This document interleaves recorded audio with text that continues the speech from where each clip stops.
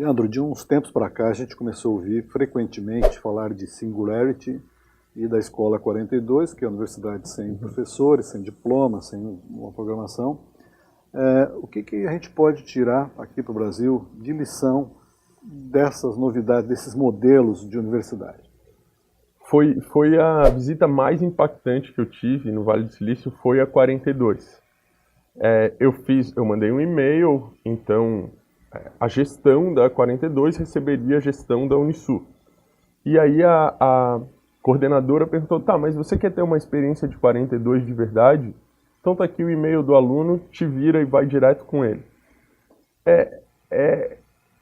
Serve para as nossas empresas, serve para as nossas escolas, serve para os nossos governos. A gente bota muito a mão nas coisas, a gente burocratiza o processo. E a partir do momento que o aluno me recebeu, o aluno me levou para conviver, eu passei um dia no campus vivendo com eles e vendo o dia a dia. É impressionante. Lá eles não têm professor, eles não têm um timeline, eles não têm o sinal de entrada e o sinal de saída.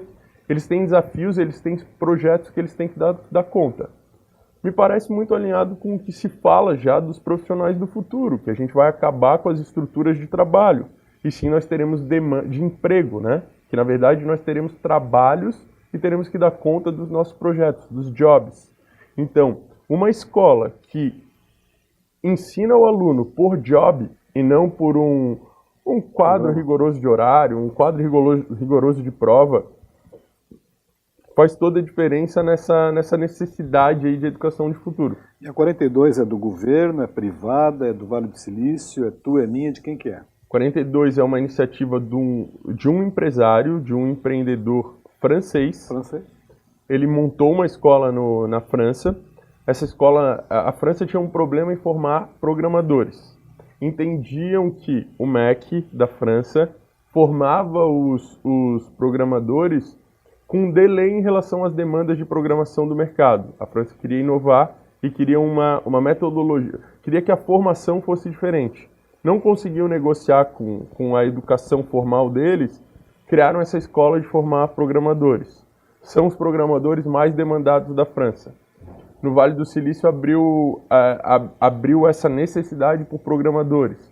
As escolas não estavam dando conta, tanto é que muito indiano, muito chinês, muita gente indo programar no Vale. A 42 montou uma escola, são 1.000 estudantes atendidos por cada ciclo, só que os ciclos não são formais, então assim, são 1.000 vagas de estudante. O Jailson entra lá, começa a programar by yourself, por você mesmo. Começa a ter um bom desempenho, tem um olheiro do Google te olhando. Ele vai lá e te leva. Então já abriu uma vaga. E aí outro entra no lugar. O que acontece? A formação toda da 42 vai de 3 a 5 anos. Os alunos não ficam, porque eles conseguem se desenvolver tanto por eles mesmos, que o Google, o Facebook, o LinkedIn e as startups, que são milhares que tem no Vale do Silício, captam essa mão de obra dentro da 42.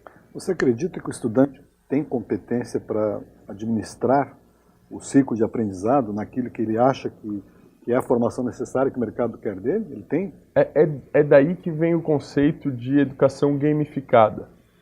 O estudante ele consegue gerir um jogo de alta complexidade no computador ou no Nintendo dele. Ele consegue entregar todas as skills, todas as respostas para o jogo. Se ele tem um desafio onde ele se sente engajado, ele consegue realizar projetos mesmo no ensino médio. Quando você vai para a Escola 42, eles têm todo um jogo desenhado que o aluno faz a sua formação, ele só tem que ir lá postando os steps lá da programação dele no sistema da 42. Então existe um direcionamento. Mas esse direcionamento não é dado por outro ser humano, um professor, que tenha, de certa forma, algum viés de interferência na criatividade do aluno. Ele é livre para postar os conteúdos no tempo dele e da maneira que ele quiser. Mas ele tem uma trilha. E essa trilha quem define é o computador, é uma trilha virtual. Então ele tem um game, ele tem um caminho. E aí ele consegue responder. Porque ele já faz isso desde a infância nos games de computador. Pois é, a diferença de aprender lá e aprender aqui, né? Aqui o ensino não é para preparar empreendedores, é preparar para a mão de obra do mercado CLT e tal, né?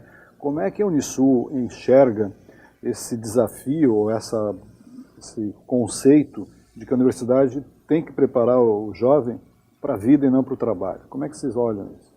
Isso é pauta de toda a educação. Isso é pauta de... Não existe nenhuma universidade hoje que não tenha isso na pauta. O conceito de empregabilidade ou de trabalhabilidade. O que existe é uma negociação muito forte entre as linhas pedagógicas mais ortodoxas, e a gente está falando de uma instituição grande, que tem várias correntes pedagógicas aqui dentro, e de uma nova corrente que é a andragógica, ensinar adultos para o mercado de trabalho, para o conceito das skills. O que a gente pode fazer, Jailson, é cada vez estar mais próximo do mercado.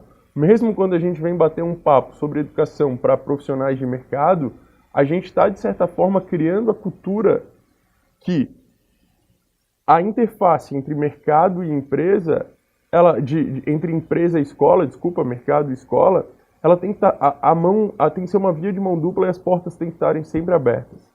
Eu não tenho que ter um aluno formado para eu ir lá pedir para o empresário receber o aluno. Então, essa interface é o caminho da Unisul. Hoje a gente tem buscado estar mais conectado com as empresas, com a demanda real, e aí mudando algumas vertentes pedagógicas que a gente tem, que ainda existem, para que a gente possa fazer essa avenida entre escola e empresa ser mais fluida. Bom, como é que a Unisul está reciclando, se eu posso chamar de reciclando, ou capacitando os seus professores para atender essa tendência de escola inovadora?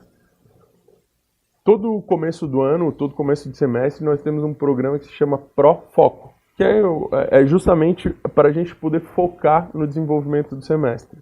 O nosso atual reitor, o professor Mauri, ele veio com uma websérie, que já é bom, tem com posts inclusive no nosso YouTube, falando das metodologias ativas de aprendizagem. No Brasil funciona bem funciona no mundo todo, mas aqui, quando o comando é top-down, quando o discurso da inovação ele vem da reitoria, isso faz toda a diferença na maneira como a base, como todos nós professores, entendemos que é uma premissa, que é uma demanda. É um longo caminho ainda, a gente ainda tem muita coisa para percorrer, mas é um longo caminho para todo o Brasil. Todo o Brasil está aprendendo como faz essa ambiência entre a escola e a empresa, como que consegue dar uma educação mais baseada nas necessidades de trabalho e não baseada nas necessidades pedagógicas. Não é mais by the book e é mais hands-on. Ok. E como é que entra o ensino à distância dentro disso? Nós estamos falando de escola inovadora, reposicionar a empresa, os alunos, essa experiência que você está trazendo para cá. Dá uma ideia. Ele vai continuar como está? Também vai passar por reformatação? Vamos lá. A gente continua falando de regulamentação. Então, a Unisul hoje tem 79 polos EAD, tá, espalhado por todo o Brasil. Dependendo do curso que eu vou oferecer em EAD, eu preciso... Biologia. Biologia não está no portfólio de EAD, mas vamos imaginar. Eu precisaria ter um laboratório em cada um dos 79 polos para que o aluno conseguisse estudar online e aí ele fosse fazer a parte prática nos laboratórios. O que eu vi no Vale do Silício? Realidade virtual, os óculos de VR. Quando você coloca um óculos de VR como aqueles, você automaticamente está no laboratório, sem a necessidade de ter saído de casa. Esse é o grande salto na educação. A educação da distância ela vai se tornar uma realidade muito maior, não só no termo de números de abertura de cursos, abertura de polos, mas de efetividade na entrega do conteúdo, em qualidade de educação, porque as plataformas de aprendizagem à distância vão estar tão mais robustas, vão estar tão mais reais, que você não saindo de casa, você realmente terá uma aprendizagem melhor do que em loco. Imagina que com um aparelho de VR você pode estar num laboratório de Stanford, de Harvard, e você pode escalar isso para o mundo todo. Você pode ter iniciativas pedagógicas que acabem com a falta do acesso da educação na África. porque você pode ter ambientes de ensino à distância com muita qualidade.